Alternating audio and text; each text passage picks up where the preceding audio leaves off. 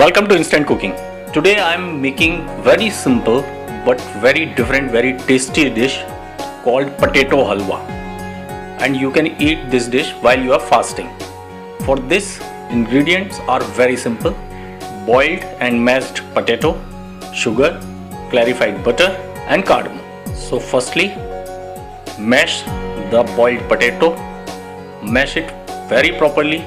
Now in a pan, add around 3 teaspoons of clarified butter. Now add boiled and mashed potato, around 400 grams. Mix it and cook it for 5 to 7 minutes, stirring continuously on medium flame. Remember, potato has to cook evenly.